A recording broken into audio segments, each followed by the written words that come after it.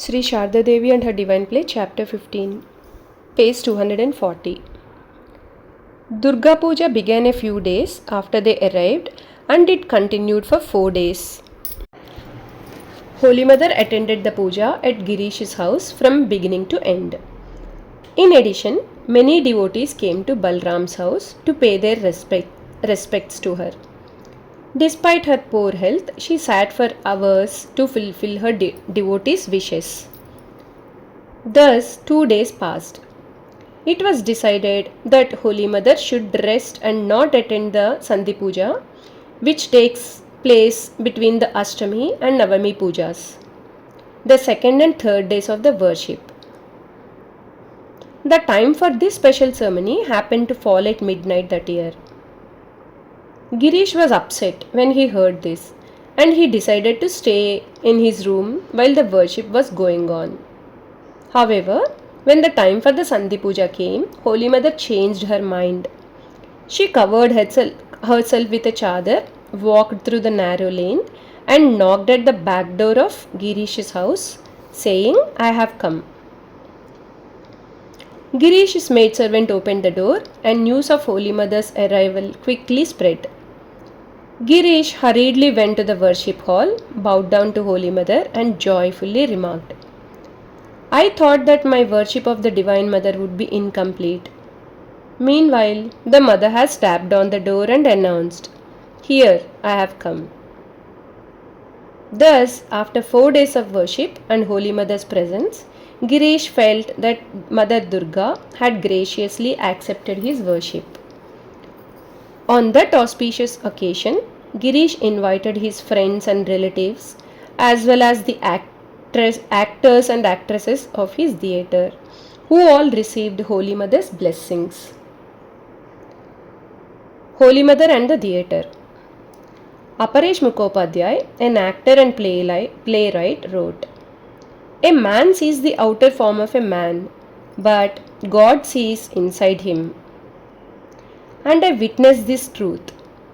Holy Mother, the spiritual consort of Sri Ramakrishna, came to theatre in Calcutta and embraced an actress who was a courtesan.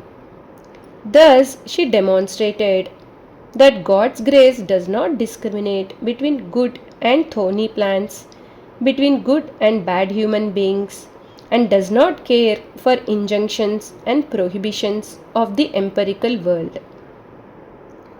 That divine grace only purifies all, irrespective of caste and creed."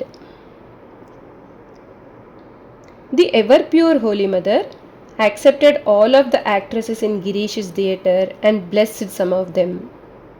In those days, actresses were generally recruited from red light districts.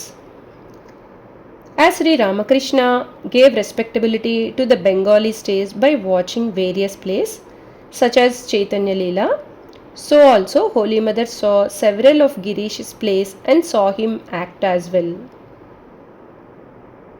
It was probably in the last part of the 19th century that Holy Mother went to see Dakshayagna performed at the Minerva Theatre at 6 Beedon Street in Calcutta. This was the first of Girish's plays the mother saw. Ramakrishna had also seen this play. Girish acted in the role of Daksha, the father of Sati, Shiva's consort. Brahmachari Akshaya Chaitanya wrote, "Holy Mother went into ecstasy seeing the play Dakshayagna." Several years later, Girish invited Holy Mother to see Vilvamangal Thakur, a popular devotional play. Holy Mother went to see it at the Minerva Theatre on Wednesday, 25th January 1905. Girish arranged a royal box seat for Holy Mother and engaged an attendant to fan her with a large palm leaf fan. Girish performed the role of a hypocritical monk who was trying to teach Thakmani, a female confidant of the courtesan Chintamani, how to love Krishna. As she watched Girish's performance, Holy Mother commented with a smile, "Why are you behaving like this in your old age? Later, observing the one-pointed love of Vilvamangal, Holy Mother said, "Ah, ah, what a wonderful love." Holy Mother went to the Minerva Theatre again on 1st March 1905 to see a performance of Jana. Jana, a highly powerful and spiritual soul, was the wife of Neeladhwaja, the virtuous king of Mahishmati. This royal couple had a son named Prabir. Prince Prabir was a great hero and had been made invincible by Shiva's grace. In the play, King Yudhishthira performs the horse sacrifice, in which his horse roams through all of the kingdoms, and their rulers pledge their allegiance to him. Arjuna was protecting the horse. Instead of paying obeisance to Yudhishthira, the heroic Prince Prabir captured the horse and kept it for himself. War between Arjuna and Prabir was inevitable. Prabir won the first battle. To protect Arjuna, Krishna schemed to tempt Prabir with Rati, the goddess of lust. She took away Prabir's power, and the next day he was killed. Krishna later blessed Neeladhwaja and Jana. Girish based this play loosely on the Mahabharata. In it, he introduced the role of a court jester, taking the role himself.